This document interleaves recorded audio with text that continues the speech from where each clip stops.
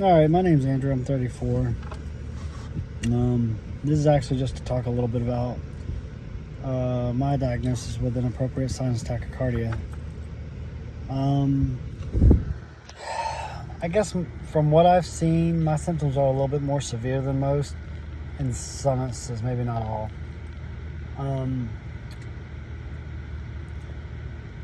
Mine started out on a Sunday. I'd been up for a couple hours at like 3:30, 4 o'clock in the morning. It was normal. Fluids, using the restroom, whatever, laying back down.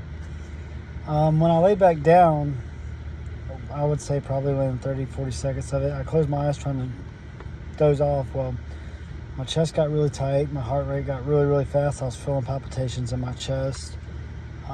It threw me up. So I thought I was having a heart attack. I ended up calling the EMS and going to the emergency room where they done an EKG. They done a lab workup for my blood. As far as cardiac markers, everything came back perfect. So I was discharged. I went about another week, actually the following Saturday, and I had some lunch. And after lunch, I went to a little parts store and I was looking at tools. Well, in the midst of looking at tools, I had gotten really lightheaded. Same thing, chest got tight, shortness of breath, fast heart rate. It brought me to my knees in the middle of the store. I luckily asked the lady for a bottle of water. She was able to give me a bottle of water. I got myself through it, calmed down, thought everything was fine. Went to head home, and within, I would say, 10 minutes, I had a second episode. With that episode, I returned to the hospital, but the same thing. I mean, I was okay by the doctor standards. EKG looked normal. The blood work came back normal again. They weren't seeing any issues, but I had a recent issue with both parents passing, and so everyone was assuming assuming anxiety, to the point where I had to just quit mentioning it altogether because I wanted to be taken seriously, obviously. I know my body, and I may have been under a little bit of stress, but not as much as they perceived. With that hospital visit, they were able to actually capture my heart rate going up. They wound up giving me Ativan to calm me down, bring it back down. I was discharged from the hospital. Well, at that point in time, I wasn't getting the answers that I thought I wanted. So over the course of the next couple of days, which happened to be on the weekend, I was jumping from hospital to hospital just trying to find answers. The following Monday, I ended up going to a hospital. They had done the blood work. They had done all the normal workups, et cetera, et cetera, et cetera.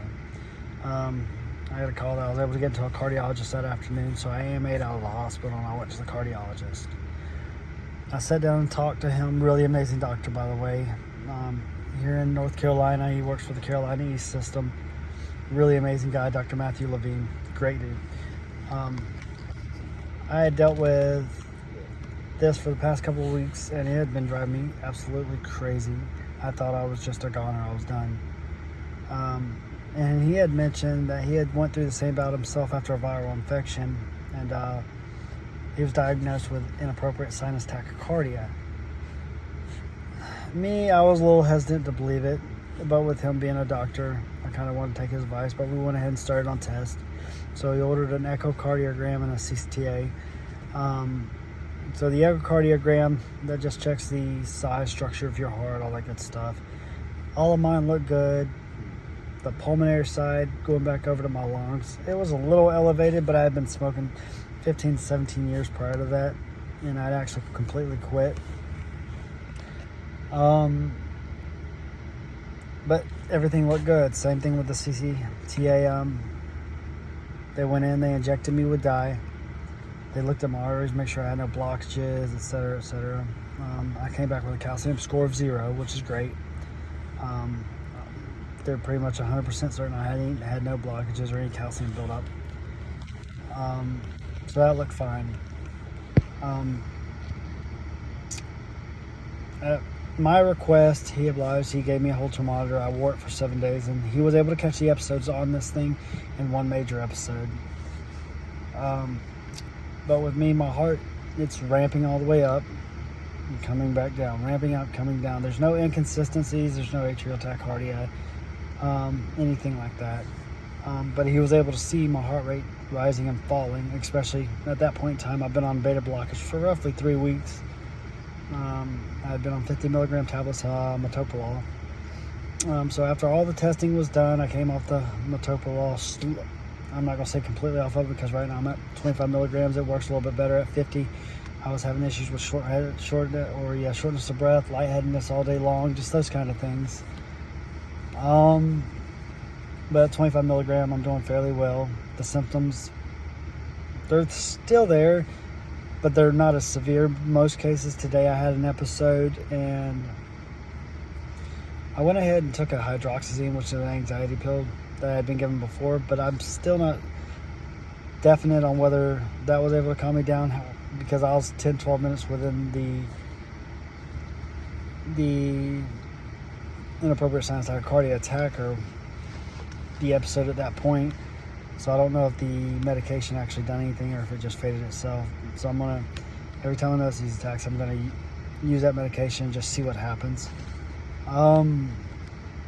But for right now, it leveled back off. I'm feeling back to normal after most attacks. I'm pretty drained. I mean, fatigued, tired. I mean, same thing. Short of breath. I mean, it's a crazy episode. It just takes everything out of me. And they're very random. Sometimes I can feel them coming on, sometimes I can't. This time I was starting to get really lightheaded. My breathing was getting a lot shallower. I mean, I kind of had an idea it was coming on. My experiences with inappropriate sinus tachycardia may be severe the most as far as symptom wise, but as far as length, I mean, I from what I understand, there's people out there that can have these episodes for days, weeks, months. I mean, back to back. I mean, it could be really harsh on their body. But thankful for me, I see the episodes every now and then. I mean, I deal with them through the day consistently, but they're not severe at all. They don't stop me from exercising. I'm still able to work my full-time job, even though it does make me nervous, and I still have a feeling like, hey, if I have this attack, I get pressure in my chest. I mean, my chest gets tight. I do get a little pain there. I have shortness of breath, fatigue, lightheadedness. I mean, it all goes crazy. I mean, I still have that thought in my head that maybe I'm going to die.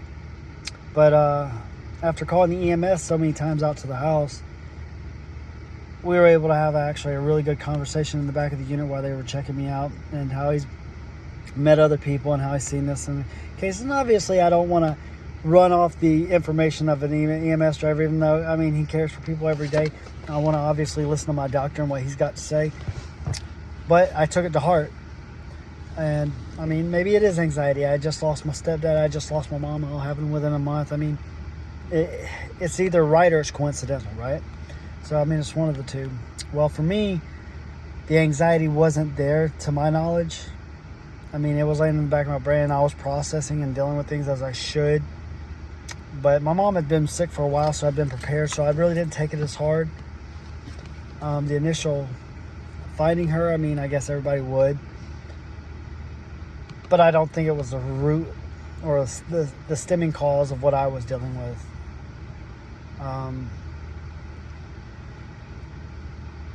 It's been a really crazy journey. I'm only about a month and a half into my journey so far. And with the cardiologist, it's been great. But the EMS guy, we had sat there and talked, and he had told me how he was sure, and then just to breathe, you know, and he said, if you absolutely feel like you need to call me, please do. He said, but if you think you can wait it out, he said, take 15 minutes, take some breaths, try to process yourself, get yourself somewhere quiet away from everything, and see if you can calm yourself down. And if you can't calm yourself down within 15 minutes, give me a call. We'll absolutely come every time. And they've been nice enough. They've showed up. They come out here, they check me out and asked me if I wanted to go, and I've actually declined to go because I had calmed down by that time. So it wasn't life-threatening. They weren't concerned, and at that point I wasn't either. But even right now, I mean, the episodes are still pretty scary. It's still pretty new to me. I've heard from this stemming from COVID to the vaccine to just a bunch of scenarios, to viruses, I mean, being triggered from stress, nicotine, alcohol. I mean, just any case you can believe. Mine, I think, if it is, mine's probably going to be a stress trigger. But everyone's different. As far as dealing with it day to day, like I said, it's pretty easy for me. The lightheadedness and shortness of breath kind of sucks, but I'm able to manage it. It's not enough to keep me from working. Not to say in the future it may not, but as for now, I can take care of it. I can manage. Things are nice to deal with. I hate for anybody to be dealing with what I'm dealing with, and if you're seeing this video, I mean, it's a crappy situation and no one wants to go through it. And I think the worst part isn't really going through it, but not really having an answer as to why it's happening. I mean, my heart rate's going up or down. I'm getting lightheaded. I'm having these episodes, and I don't know what's stemming from it. And the research isn't sufficient enough yet to where most doctors understand what's going on. You can go through, you can try beta blockers, you can try calcium blockers, or all the first line of defense, or ivermectin. Problem is that drug's still technically based in the UK, and here in the United States, there's not a generic form of it, so it's a very expensive drug. And unless you got really, really good health care, it's not an option, which unfortunately sucks. But the metoprolol has worked really, really well for me. It just, the side effects is kind of hit and miss, but you can manage the dosage that way. And if it doesn't seem to be working that way, trying to alternate your dosages and do it by your doctor's use. I am not a doctor by any means. But if you can manage the dosages, great. If you can't manage the medication at all, talk to your doctor. There's so many other options you can try. I mean, you're not limited to just metoprolol. There's no quick fix for this. There's no, hey, is it going to last a month? Is it going to last a year? Is it going to last a lifetime? I mean, it's as you go. I mean, unfortunately, there's not really a lot of details on how long it's going to last. You can have a few options and treat it with the beta blockers, or you can have what they call an ablation, but that's not always successful. And at a certain risk, from what I understand, there's a chance that if it's not successful and too much is done as far as damage to the tissue that the ablation is trying to deal with, long term you could end up with a pacemaker, which I don't think mine's severe enough to go that far yet. My sister, she has atrial tachycardia. She's been guiding me through this whole process, and God bless her. I swear to God, she's been an angel, because I could not do this by myself. She's been so knowledgeable. She works within the healthcare industry, and if you have any family like that, I would say jump to them. And I mean, hopefully they're like she has been, and she's been my guiding light through all of this. I mean, tell me what I've needed to do, tell me where I should be, just what I should be looking for, what doctors to see. I mean, I've been very fortunate. Outside of that, I'm probably going to make some follow-up videos later on in the future regarding my condition and how it's going. But as for right now, I mean, it's manageable for me. Generally, it hits me hardest when I'm calm. Generally, if I'm having busy, hectic days, crazy, whatever, I'm fine. It's the second I get calm, I start to relax, it starts to slowly set in and build up. But that could change, obviously. But I will follow up with you guys. I will post other videos. This is just a starting point on where I'm at right now, and I'm a month and a half in. If you guys have any questions, please list them below, and I'll do my best to get back to you as quick as possible. I'll also drop my email in the description. Please, by all means, reach out to me. I'll answer whatever I can for you guys. I know this is a crazy, scary condition, and it's hard to deal with, and the more help and support you have, I mean, the easier it really is. But yeah, I'm going to end this video here. Yeah, just let me know if you have any questions.